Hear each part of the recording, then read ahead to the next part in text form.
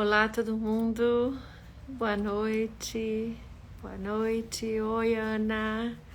É, Boa noite, boa noite. Esperando a Lili chegar. Espero que vocês estejam bem. Muito boa noite. Vão chegando. Já tem 100 pessoas. Boa noite. Manda um oi, Lavínia. Tudo bem? Flávia. Vamos ver se a Lili já tá aqui.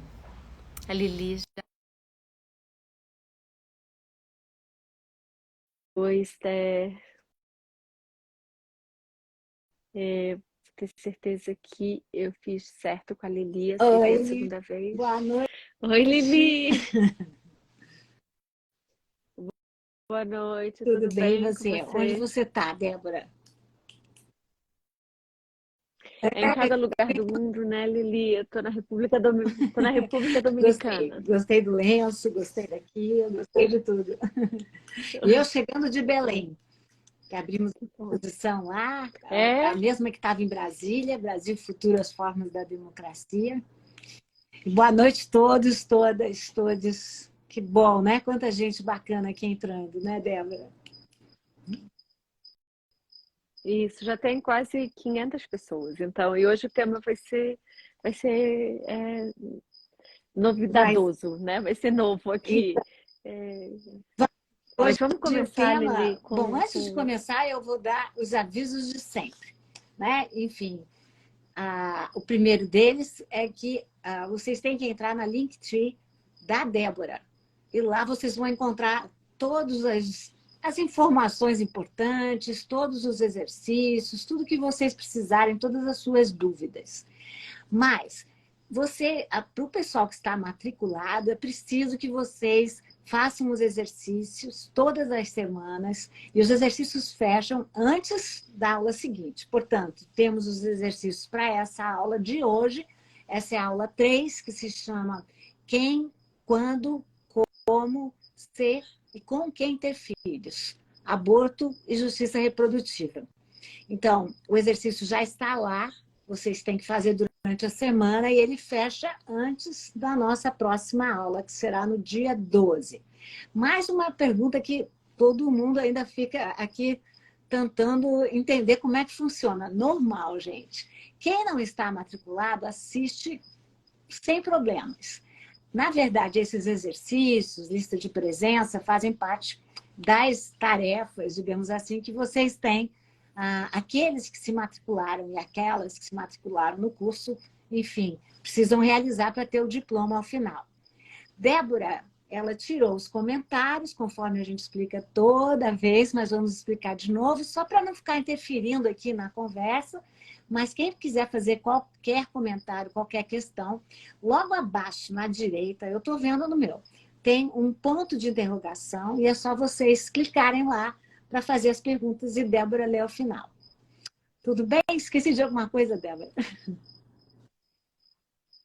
Não, não, a gente não esqueceu de nada. E a gente tenta também, durante a semana, responder algumas perguntas. Lembrar sempre que, quando a gente termina, a gente faz aquela pergunta: que palavra que ficou do dia?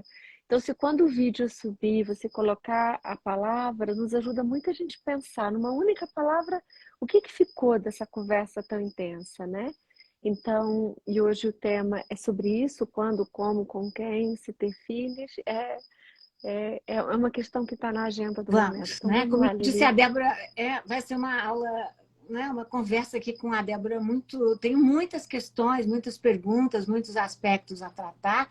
E eu quero muito, se a gente não conseguir, peço que vocês leiam os textos, que são dois textos de ficção, não são de ficção, um é de ficção, outro não tanto, que um é o texto da Conceição Evaristo, Quantos Filhos Natalina teve, e o outro é um texto também maravilhoso, poderoso, da Annie Ernaux, né, que está no livro Acontecimento, em que ela narra a experiência dela, a experiência difícil dela com o aborto, né, um aborto ilegal, ela passou muito perigo, então, e ela diz que ela narra para compartilhar, né, é uma forma dela sarar, né, dela cuidar de si e de cuidar das outras também. Então, eu quero começar falando disso, Débora. Queria que eu não pude deixar de, ao ler, né, os textos todos, que eu recomendo muito que vocês leiam, e também a pesquisa, né, a pesquisa nacional do aborto, PNA, de aborto, PNA, que foi feita em 2021. Eu não pude deixar de, vamos falar dela, mas de lembrar, só para a gente aqui começar, Débora, cito 2 casos, mas são muitos casos, né? Casos que chocaram o público brasileiro, no qual eu me incluo. Né? A menina de 10 anos, né? Que foi impedida de realizar um aborto, no caso dela, legal, porque a lei brasileira determina, você me corrija, Débora, mas que em caso de estupro, que era o caso, e anencefalia e também de perigo à adolescente, né? A lei autoriza ao aborto, e mesmo assim houve toda uma pressão, Débora pode comentar mais, para que ela não realizasse, a questão se tornou pública, o que também é ilegal você tornar pública, é uma questão com uma criança de 10 anos. E o caso no Espírito Santo, que acabou, enfim, que a menina teve que mudar de identidade, né? Teve que mudar de endereço. Então, estamos falando aqui de casos traumáticos, não à toa, de meninas pobres, adolescentes, em geral de famílias negras ou famílias indígenas. Isso acontece em todo lugar do Brasil, né? A pesquisa vai mostrar, a Débora vai falar, em todas as classes, mas há uma concentração. Então, para abrir a questão, eu queria que você definisse o que há em comum em todos esses casos e por que é possível que a gente defina esses casos e outros como um problema de saúde pública, né? E de uma questão de Estado propriamente dita. Obrigada, Débora.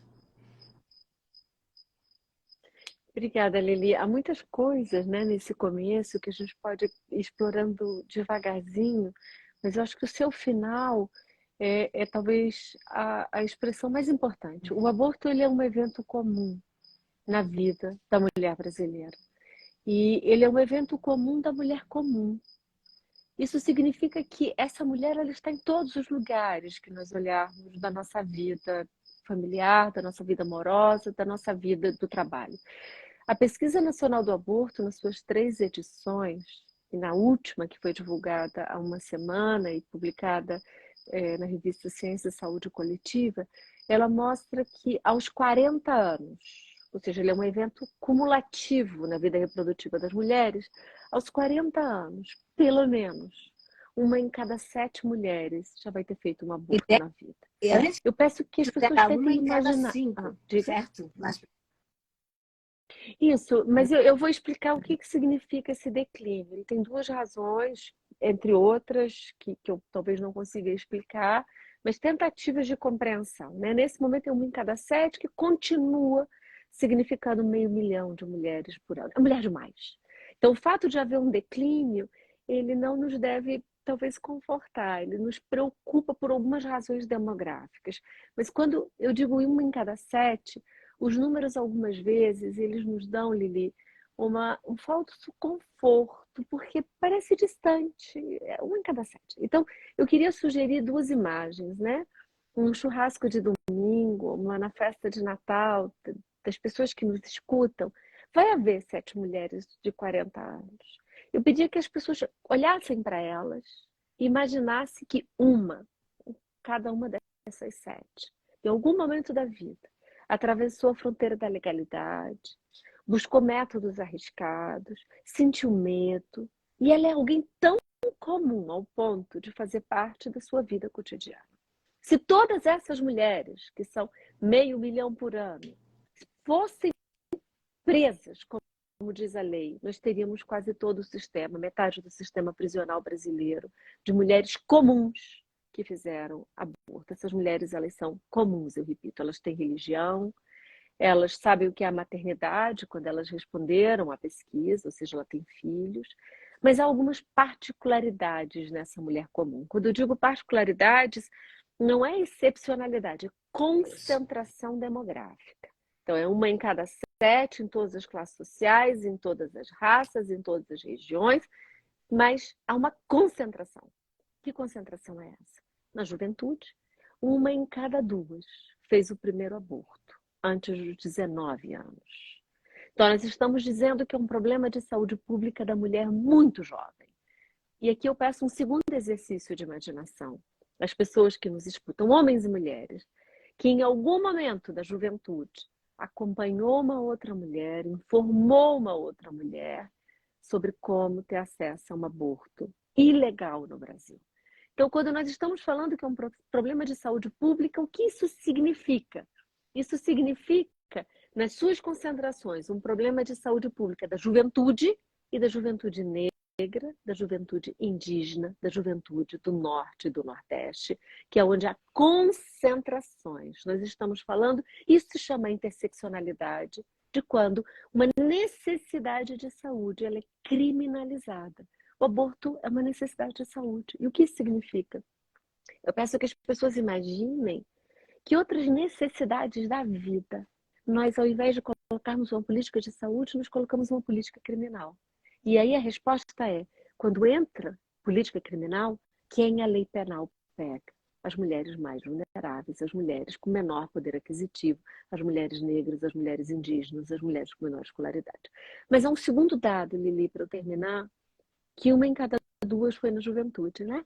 Mas a PNA também nos mostrou que uma em cada duas mulheres, quando ela fez o aborto, ela terminou no hospital.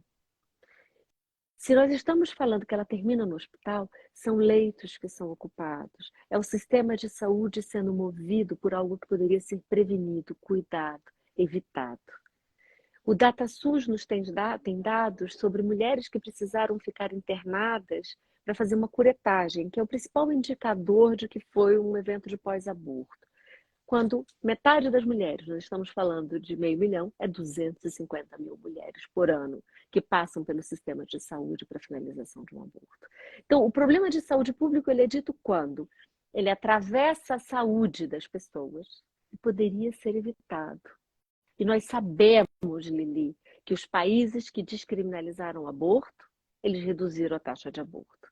E aí você pode me fazer a pergunta, adiante, se achar pertinente, por quê e como, porque parece Vamos aqui, contraintuitivo. eu quero deixar essa pergunta um pouquinho mais para frente, vou te fazer com certeza, mas eu queria falar um pouquinho mais dessa sensação de criminalização, né? E acho que vamos incorrer de maneira na pergunta, mas é que depois eu queria te perguntar um pouquinho sobre a chamada maré verde, né? Ou seja, que está acontecendo muito próximo de nós, e nós, enfim, qual é a política no Brasil. Mas antes disso, eu queria que você falasse um pouquinho dos efeitos perversos da criminalização, né? Ou seja, uma mulher que se sente sozinha, né? Que se sente fora da lei, né? E quais foram, durante nos 4 anos de governo Jair Bolsonaro e Damares, né? Quais foram os procedimentos e se, de fato, essa situação piorou, né? Sabemos que piorou, é uma pergunta retórica, mas eu vou aqui só refrasear, né?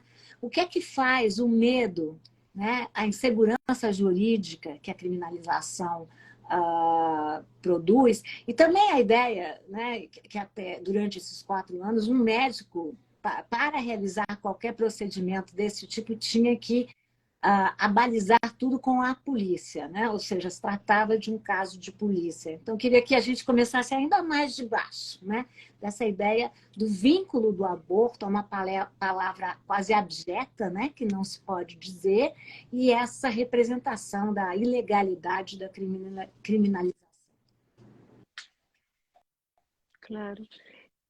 Médico, como qualquer profissional de saúde, é um cuidador, né, Lili? Ele está ali para cuidar, ele não está ali para fazer a pergunta de por quê, né? Essa é uma pergunta do campo moral.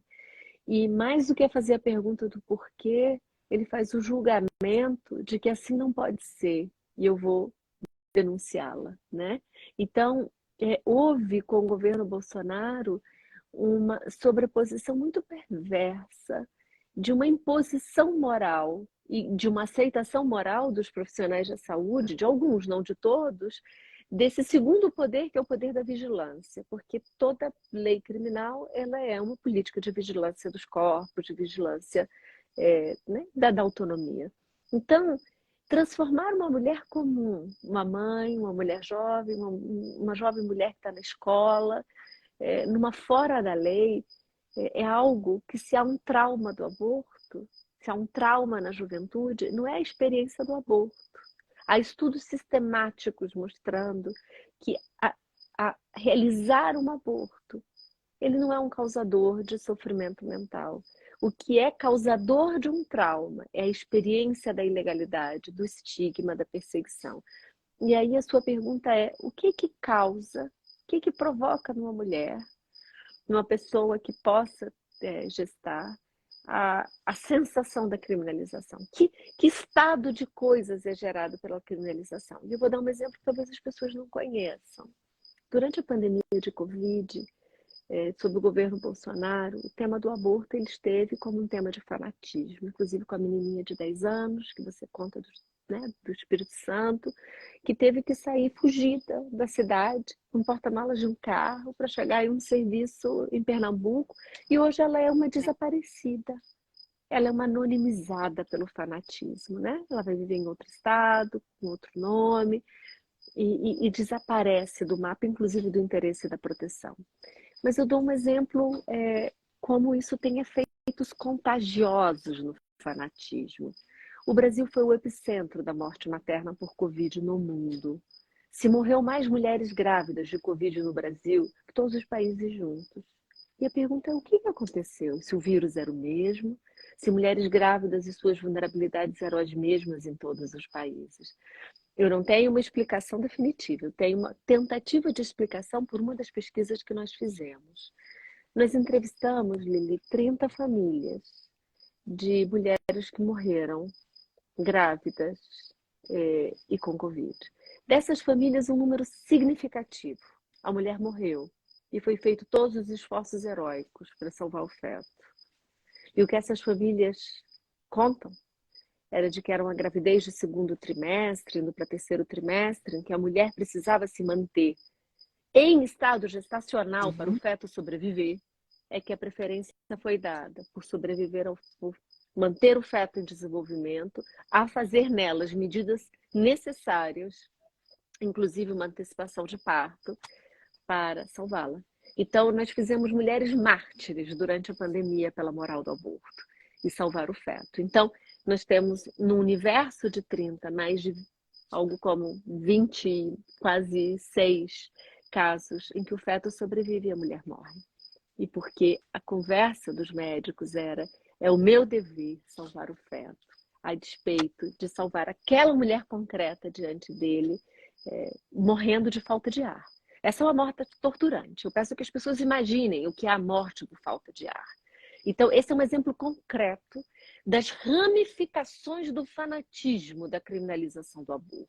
É uma ramificação de não salvar uma mulher numa pandemia, em estado de falta de ar, porque era preciso salvar. E o outro lado era aquela questão que você já nos indicava, que você dizia que era uma questão contraintuitiva, porque também existem muitos casos de mulheres que, por N motivos, né, como você mesmo disse, o aborto é uma questão comum nas vidas das mulheres, né, indiscriminadamente, que são obrigadas a recorrer a um aborto clandestino e sofrem, né, com as consequências, enfim, dessa proximidade da morte, né?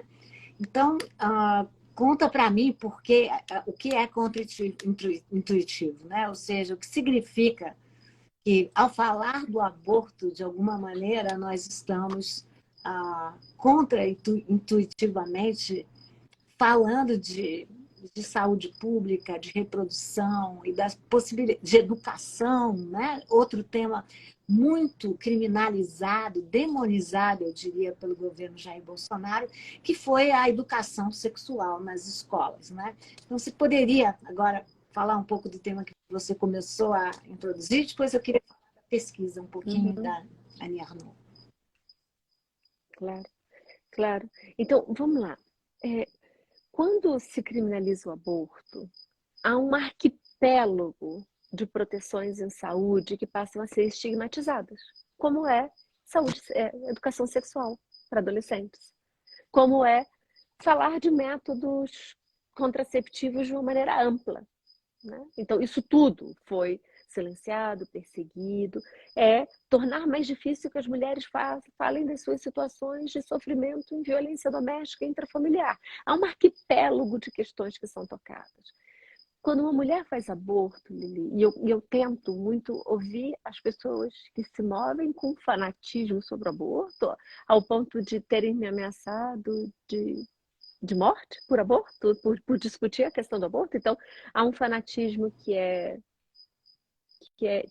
todo fanatismo é irracional, né? Todo fanático é um sujeito sem criatividade, né? Como diz Amos Oz. Mas o fanatismo chega a tal ponto que não consegue entender que é a criminalização que aumenta o número de abortos. Quando o aborto é descriminalizado, e isso é que é contraintuitivo, se diminui a taxa de aborto. Você pergunta por quê?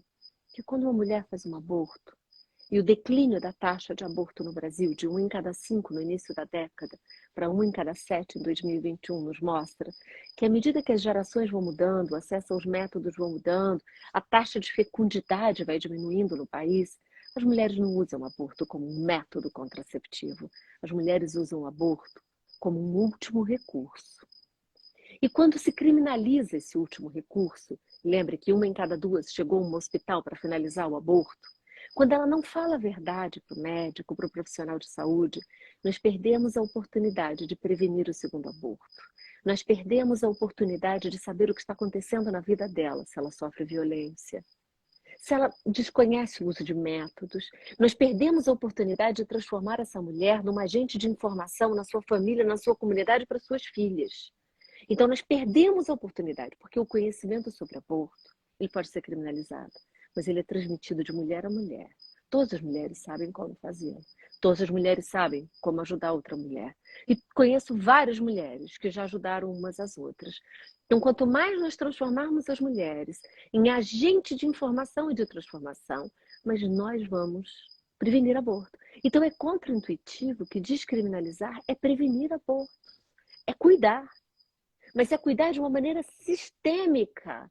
Então, não à toa que, como você menciona, a Maré Verde, que é um movimento que começa na Argentina e toma a América Latina de diferentes pontos, e tem aquele lenço verde, o meu não está aqui, mas eu adoraria estar com ele para mostrar, que a lei argentina diz isso: se descriminaliza o aborto, mas você tem uma política de cuidar da primeira infância.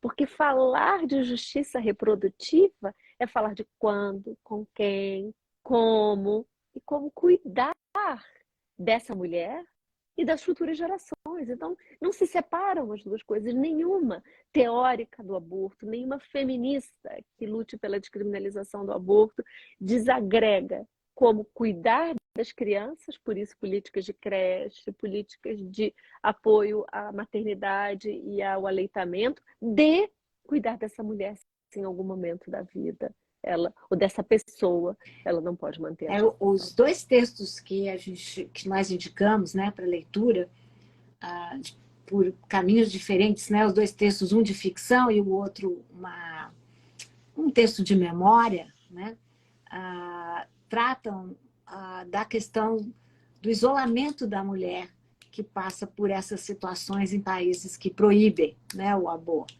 Ao mesmo tempo, esse conhecimento difuso entre mulheres, de parteiras, de chás e tudo mais. A Annie Ernaux fala muito disso, do desespero dela, né? A Annie Ernaux é uma escritora francesa que ganhou o prêmio Nobel e que ela narra isso que é quase inenarrável, né? Ela narra esse lugar de solidão, esse lugar de anormalidade e esse lugar de perigo, né? É muito bonito porque esse livro em particular se chama O Acontecimento, né? E ela narra com muita clareza e com muito sofrimento, né, Débora? E o texto da Conceição Evaristo, Quantos Filhos Natalina Teve, que é uma mulher, né, simples, dessas mulheres, e que vai passando pelas suas experiências, né, que são muito distintas, até chegar ao seu filho desejado, né? Ou seja, aquele que ela lutou para ter, mas também numa situação muito paradoxal e de violência e tudo mais. Então, esses dois textos falam muito dessa questão da experiência, né, Débora? Que é muito impressionante como a gente fala do aborto, né? Ou seja, não fala dessa experiência de isolamento, de pretenso isolamento, mas que a pesquisa que vocês realizam mostra o oposto, né? Que ela não, as pessoas vivem isoladamente as suas situações, mas é uma experiência muito mais comum, né, do que se possa imaginar. Estamos aqui num curso, né? Essa conversa nossa, né? As nossas conversas. O que diz essa experiência feminina, né? Débora, não sei se ficou clara a minha pergunta, mas ela é muito impactante por esses dois Claro que textos ficou, indicados. claro, claro. Claro, claro. Eu vou começar por dizer o que diz essa experiência feminina e aí chego na Annie Ernaux e na Conceição Evaristo, né? Essa é uma pergunta também minha, sabe, Lili? Que os números, eles Exato. nos contam essa magnitude, né? Uma em cada 7, meio milhão, ela está em todos os lugares. E há alguns anos, quando a ação do Supremo foi apresentada, há exatos 5 anos, eu fiz um filme que se chama Eu Vou Contar.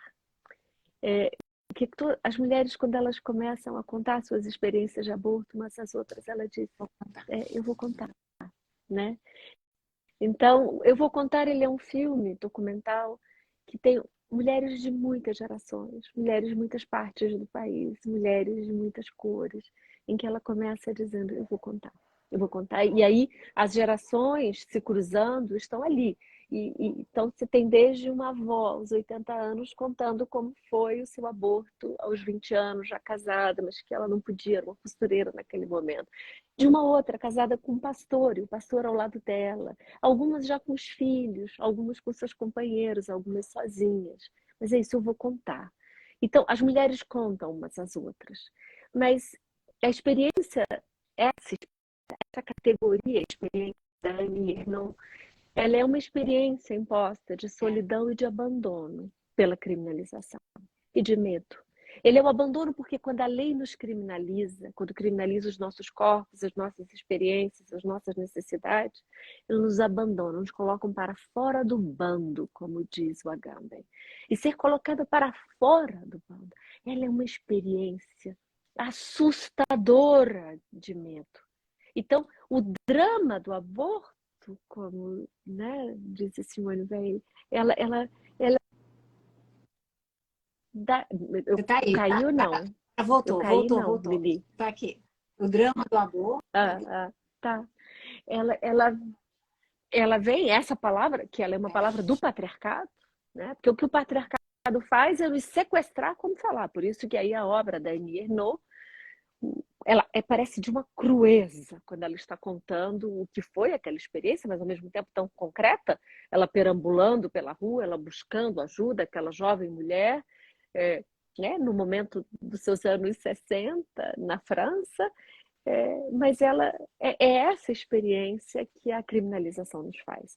E aí é um momento muito bonito, que quando ela ganha o Prêmio Nobel no ano passado, quando ela faz o discurso dela de agradecimento, ela reconecta, por causa da recente decisão da Corte dos Estados Unidos, dizer, é inacreditável que nós estamos voltando. Aquilo que eu contei há quase 50 anos da minha experiência, e vivendo que as mulheres estão nesse momento. E em Conceição Evaristo é uma outra história, porque Pequena as passagem histórias, as experiências... do seguinte, Diga, pode. e se eu não Pode. relatar essa experiência até o fim, me impressionou muito essa coisa, até o fim, né? Estarei contribuindo para obscurecer a realidade das mulheres e me acomodando do lado da dominação masculina do mundo. Porque isso é muito claro, né? Quer dizer, o isolamento em relação ao namorado, em relação ao médico que ela procura, né? Ou seja, a dominação masculina. E muito bonita essa ideia do narrar, né? Ou seja, vamos narrar aquilo que é inenarrável, né? Até o fim. Desculpa, Débora, você ia falar da Conceição Evaristo. Não, não. Mas esse trecho é lindo porque ela faz um intertexto com o livro do Pierre Bourdieu, que é A Dominação Masculina, que é o conceito de patriarcado que nós estamos falando aqui. E oferecer palavras à circulação é também narrar o que o patriarcado silencia pelo fanatismo, silencia pela criminalização, silencia pelo sequestro de possibilidades de narrar a experiência. As mulheres às quais eu conversei foram umas muitas, Lili, no curso da vida como uma testemunha, né? Que é isso que eu fui, uma testemunha dessas memórias. Elas me dizem, eu vou contar para você a minha experiência de ter tirado, a minha experiência de não ter mantido aquela gestação. E alguns dizem a minha experiência de ter abortado, né? Então, quando elas dizem eu vou contar, essa é uma história que vai circular entre mulheres. Mas como o Conceição Evaristo vai nos mostrar, essas experiências elas vão ter camadas de dramaticidade, camadas existenciais que são muito diferentes entre as mulheres. Por isso que nós não podemos nos confundir, Lili, e fazer a pergunta de por que essa uma em cada sete, em algum momento da vida, tomou essa decisão. Essa é uma pergunta que toca na individualidade da existência de cada uma de nós. São as perguntas de por que casou, por que teve filho, por que não teve filho, por que se separou, por que estudou. Essas são as razões existenciais que constituem, novamente o que diz Pierre Bourdieu, a nossa biografia. E ela sempre é contada a posteriori.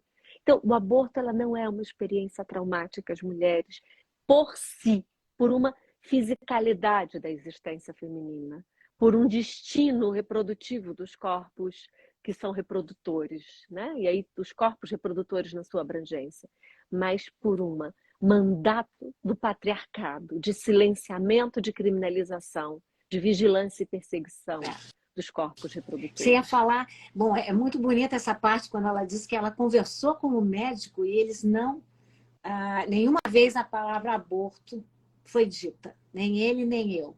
Era uma coisa que não tinha lugar na linguagem, né? Eu fico pensando que tudo que não pode ser dito é porque excede significação. Mas eu me lembro que você ia falar do texto da Conceição Evaristo e eu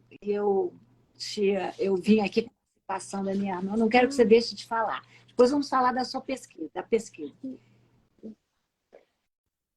Não, mas eu ia seguir você, porque foi uma experiência muito diferente da Annie Ernaux, né?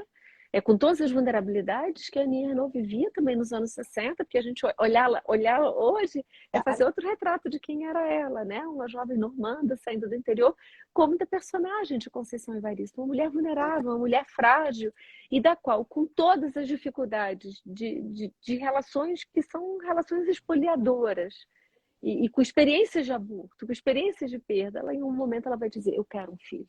E essa é a complexidade. São mulheres que não conhecem a maternidade, são mulheres em situações diversas. Toda mulher, quando vai fazer um aborto, Lili, ela vive uma vulnerabilidade existencial. Mesmo que seja uma mulher mais protegida no seu acesso ao serviço de aborto. Mas o que você acaba de dizer, eu queria só voltar, que tudo aquilo que não é dito é porque excede e desafia as estruturas de poder. Mas há sempre uma palavra que resta, uma resistência que resta. Mas a tal ponto o patriarcado é virulento na sua tentativa de controlar as palavras, que nesse momento, por exemplo, a República Dominicana é um país em que há 2 casos internacionais da Corte Interamericana, em que deve ter decisões próximas, em que um deles é para tentativa de restrição, de políticas de redução de danos, que é de acesso à informação às mulheres que vão fazer aborto. É de silenciar, inclusive, como protegê-las se elas forem fazer aborto. Ou seja, é a proibição da circulação da palavra, a proibição da circulação do conhecimento. Não é só da prática, é ainda anterior.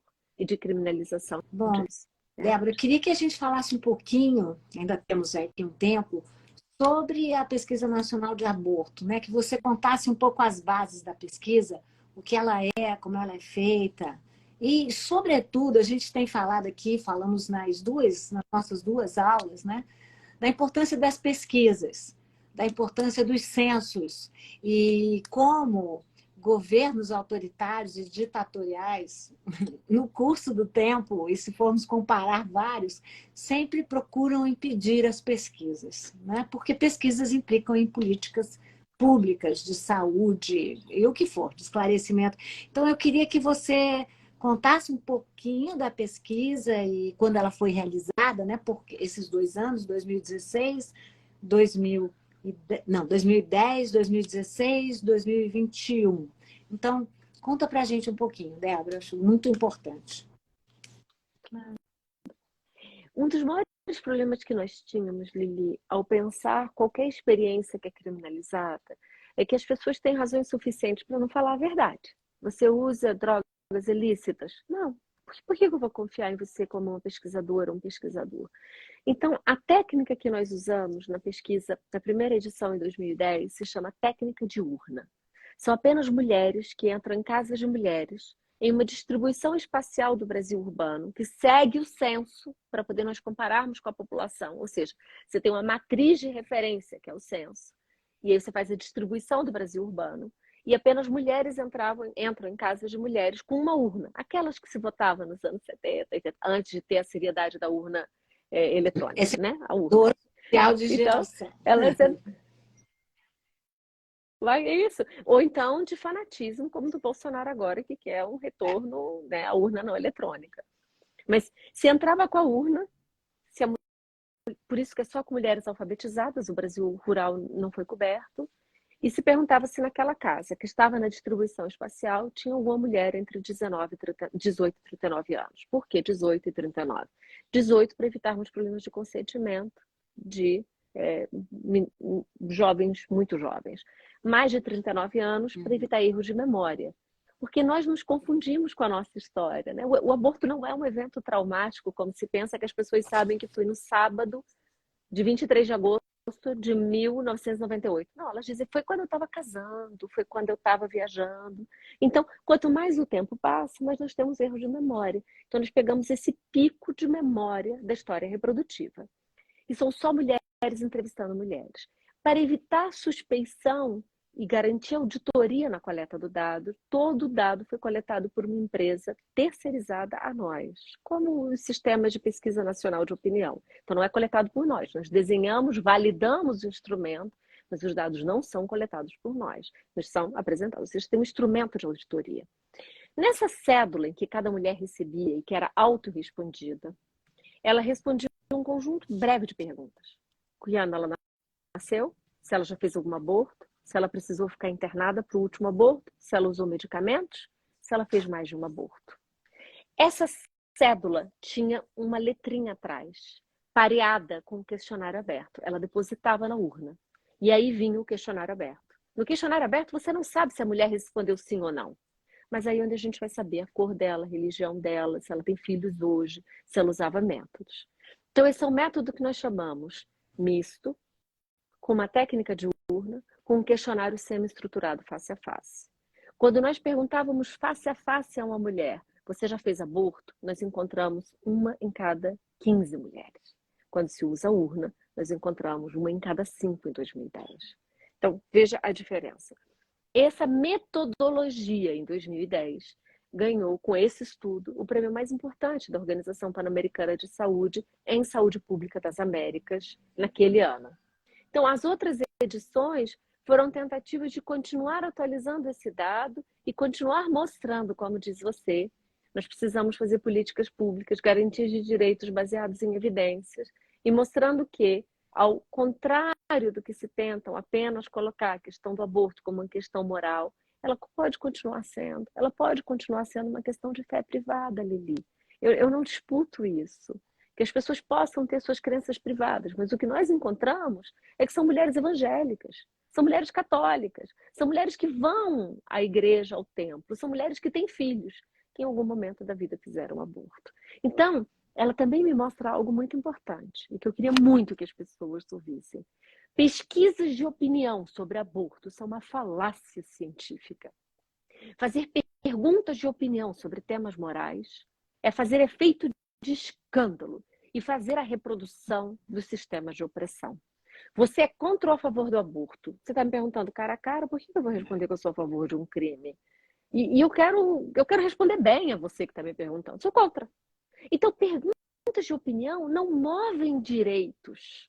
Perguntas de opinião só nos mostram o quanto os sistemas hegemônicos de opressão estão incorporados nas pessoas quando interpelados por um regime de poder, porque uma pesquisa de opinião é um regime de poder.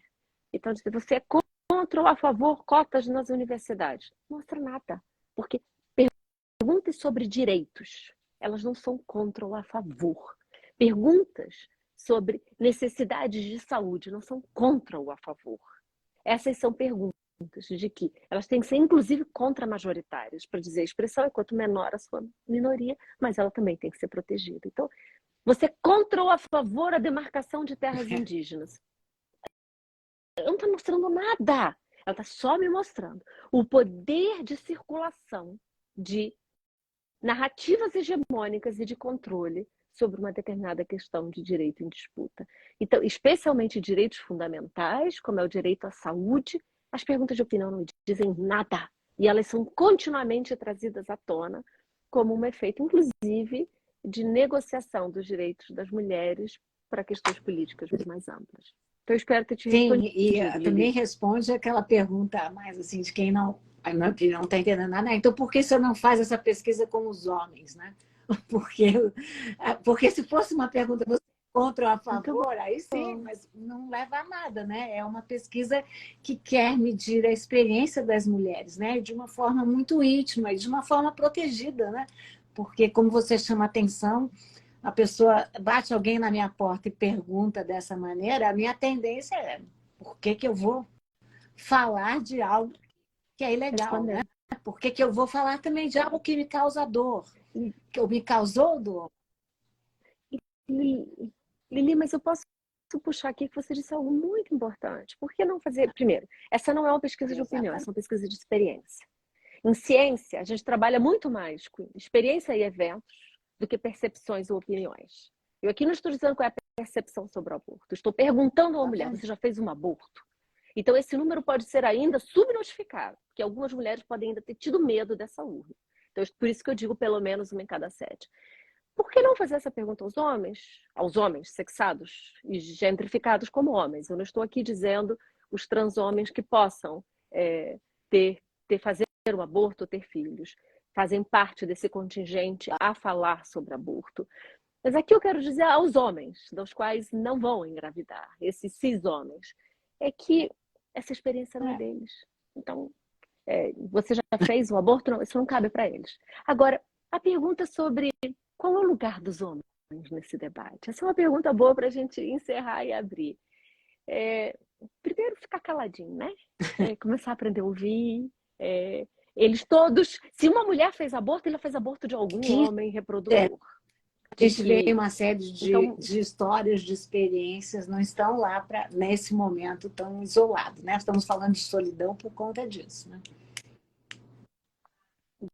De solidão. É claro que há homens que acompanham essas mulheres, que homens que vão, né, ser solidários.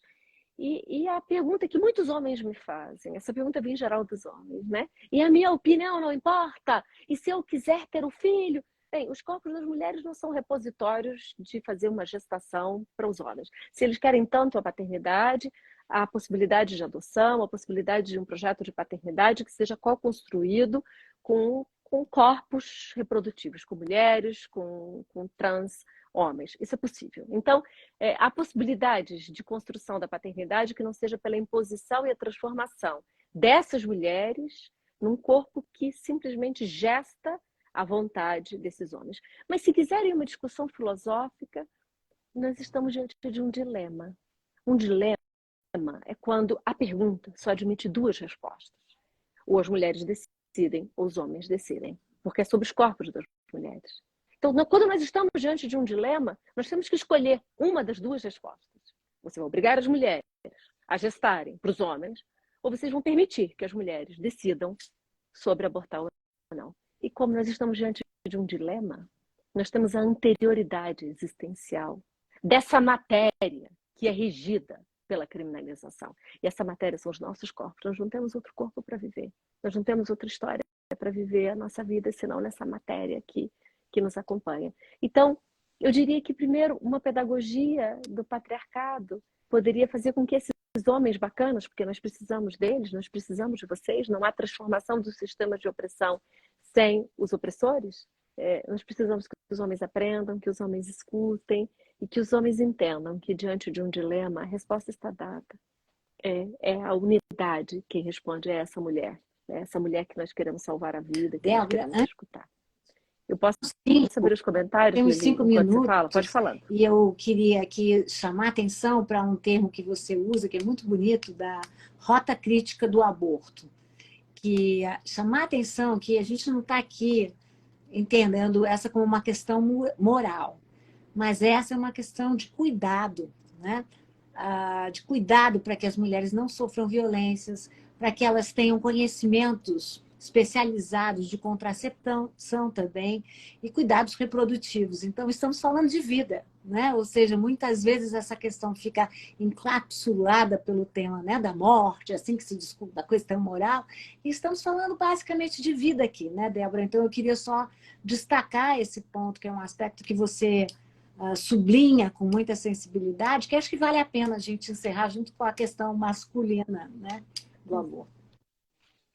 Você tem toda a razão. Você tem toda a razão.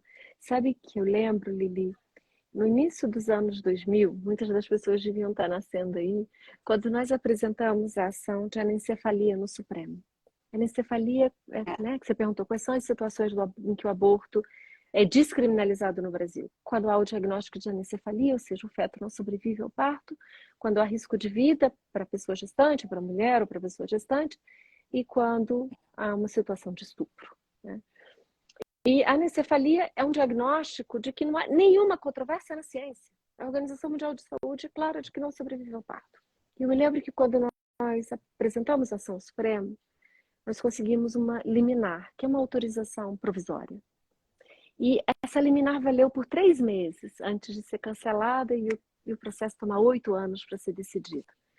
Quando eu estava no julgamento do cancelamento da liminar, os ministros, muitos homens, eles discutiam: temos o direito de nascer para morrer, quando inicia a vida, mas há uma vida que bate porque há um coração batendo, né? Tem unha, tem sangue. E naquela noite, quando eu cheguei em casa, eu recebi um telefonema de um médico de Pernambuco e que me disse assim: olha, Débora, eu estou com uma mulher aqui internada. Ela estava no pré-preparação para fazer o aborto amanhã por anencefalia. O nome dela é Severina. E a gente vai ter que mandar a Severina para casa, porque não é mais autorizado. Naquele dia, com a Eliane Brum, eu peguei um avião, eu fui para Pernambuco, era uma cidadezinha chamada Xangrande. Só chegava lá a cavalo, Lili, para ter ideia. Ela era uma plantadora de brócolis. Uma mulher que era a cara daquela ação, se chamava Severina. O marido era Rosivaldo, filho de Severino, parece até o início de Morte e Vida Severina, e analfabeta, e vivia naquele sítio. E ela olhava para mim, me mostrava a ecografia e dizia assim: mas Débora, olha aqui, não tem cérebro. Não tem cérebro. Do que eles estão falando? Do que eles, aquela abstração lá de cima está falando? Então, uma história Severina é um filme que tem 20 anos. E ele continua a me provocando emoções muito intensas desse processo pouco civilizatório, que é a criminalização do aborto, e da ousadia das leis, das pessoas que mandam, do patriarcado, de falar pela abstração e desconhecer que a Severina, que é criminalizada, que é perseguida, que vai ter medo, que vai ter pesadelo, e que deu à luz a um feto, natimorto, do qual ela não foi ao funeral, porque ela estava ali, da qual ela teve leite jorrando, mas ela não pôde, não existia quem ela acalentar, de que ela só conheceu. Não havia, né? Porque o patriarcado faz uma carência de imaginação sobre o que significa a criminalização do aborto. E a carência de imaginação é uma das cenas centrais de Morte e Vida Severina, ou de uma história severina, que é quando ela está a caminho do hospital para um procedimento, ela para no caminho e diz assim: eu não tenho uma roupa para ele sair do hospital morto. Eu preciso parar para comprar uma roupa. E ela para, entra na loja e a vendedora, muito feliz, diz: veio para montar o enxoval? Ela diz: não, é só uma roupinha mesmo, porque ele vai morrer. Isso não é imaginação que nos mostra que uma mulher viveu isso. Mas essa é a realidade da criminalização do aborto. É essa crueza, igual o Dani Erno no acontecimento. Que só o real nos mostra do que é viver a solidão e o abandono da criminalização do aborto. Por favor. Eu passo para as perguntas, Lili. Aqui diz qual é o lugar da religião no debate acerca do aborto. Eu acho que nós duas podemos responder, porque, na verdade, qual é o lugar da religião na democracia, né, Lili? Quer começar? Não, vai você, eu continuo. A pergunta é ótima. Eu acho que o lugar da religião está em todos os lugares das nossas vidas, Gleisi, Ramos.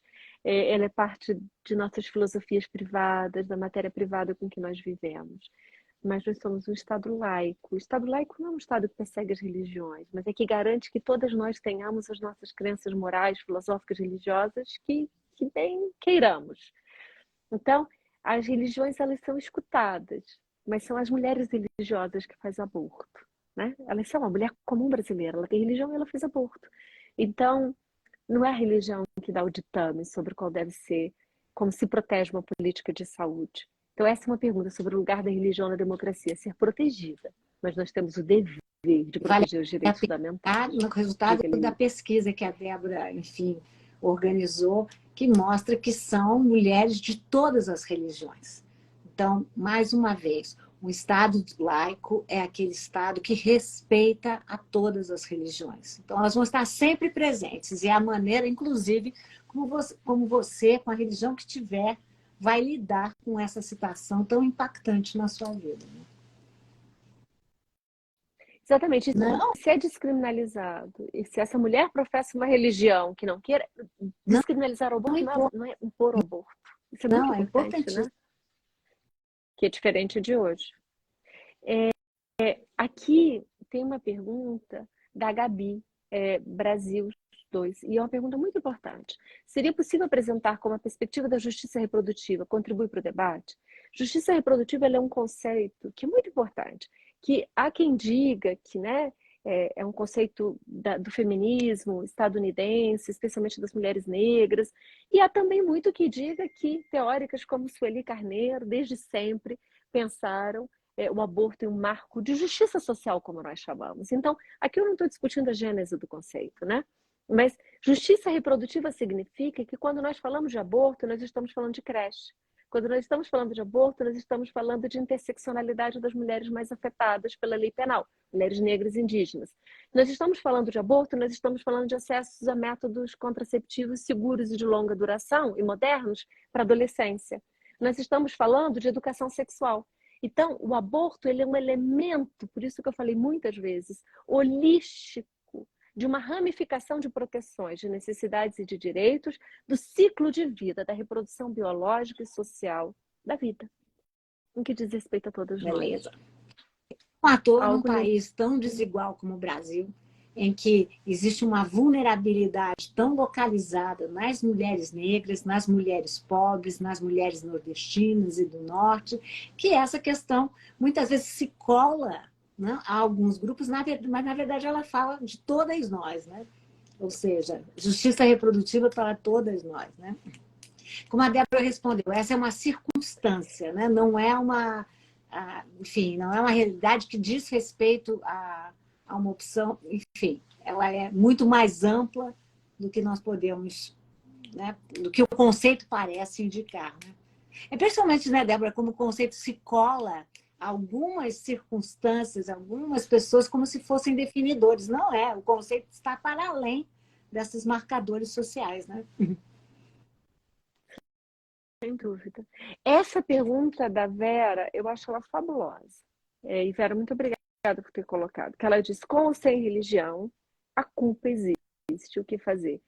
Primeiro que, vamos brincar com o vocabulário, né, Vera? Eu acho que culpa já é um vocabulário religioso, né?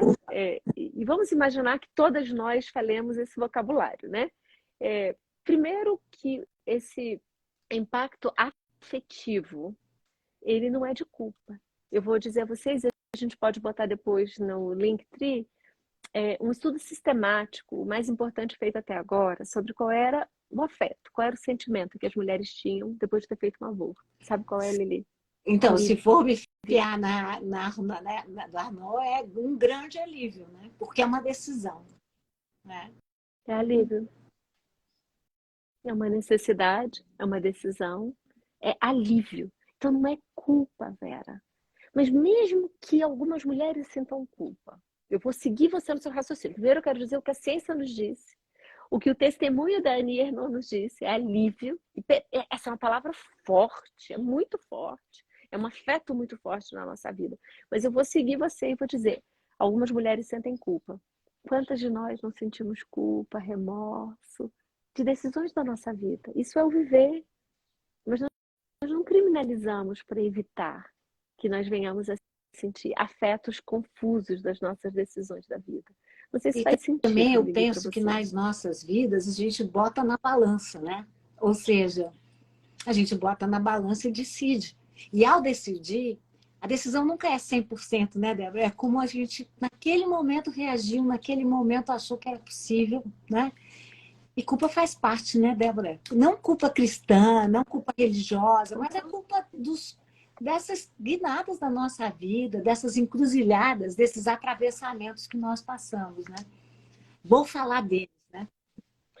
E, é, e, e, e eu conheço histórias de mulheres que, inclusive, viveram a maternidade e vivem culpa por terem vivido a maternidade. Então, não é apenas de uma das experiências. Se essa experiência afetiva está tão entranhada, especialmente nas mulheres, porque essa é né, uma imposição para o feminino, é também como nós olhamos a nossa vida e nos redescrevemos a cada momento da vida. Né? Ela não é Não. permanente. Ali nós temos 2 minutos Então, para terminar antes de vamos um. falar da nossa aula 4, da É, quarta aula, gente, que vai acontecer no dia 12 de abril. Portanto, semana que vem não temos aula, mas temos aula no dia 12. E o tema é, de novo, um tema muito forte para pensar Brasil e para pensar o mundo, né? Que é Elas Morrem, o feminicídio. Isso é bem importante também, o transfeminicídio, que é muito importante. O Brasil é campeão em transfeminicídios e não há, inclusive, uma instituição para ter esses números corretos. Quando não há instituições, não há pesquisas, não temos nem os números. E a violência de gênero. Então, esse é um tema muito forte para o Brasil, muito fundamental e que interessa de novo, né? Débora já chamou atenção a isso, às mulheres que estão aqui conosco, aos homens, à população trans, enfim, é uma questão nacional, é uma questão da nossa democracia. Então, um tema da maior atualidade para a gente entender o nosso país e o nosso mundo também, né, Débora? Você que viaja tanto por aí. é. Inclusive, a gente recebeu um quase que foi um diálogo muito delicado. Uma pessoa escreve para Lili e diz: olha, os textos da semana que vem da aula de matança de mulheres precisa nomear o transfeminicídio. Então, nós vamos fazer isso e todas as Por vezes que favor, vocês verem qualquer né? coisa que a gente pode fazer melhor, que a gente errou, que a gente está fazendo mal, esse tem que ser um Esse processo foi colaborativo, um e-mail né, muito Lili? importante para a gente, quero dizer aqui, Débora também achou. E esse é um curso aberto ao diálogo, então mandem nos comentários, façam sugestões, indiquem textos, enfim, nós vamos aprendendo juntos, né, Débora? A maior importância para nós. Lili, muito obrigada e muito obrigada por hoje, por me ouvir tanto. É a primeira vez que eu estou falando assim sobre os novos Muito bom. resultados e foi muito Foi bom ser muito bom você. ler, fiquei muito afetada, né, com que essa mistura de afeto e de estar afetada, né, por esse tema que não pode ser da ordem do silêncio, né, e da ordem da falta das palavras. É muito importante a gente poder usar a palavra aborto, poder trazer aqui uma experiência que é uma experiência muitas vezes partilhada silenciosamente, né? É isso. E obrigada pelas questões. Um beijo, Bom, um daqui beijo a, em todo mundo, gente. daqui Tchau. 2 semanas.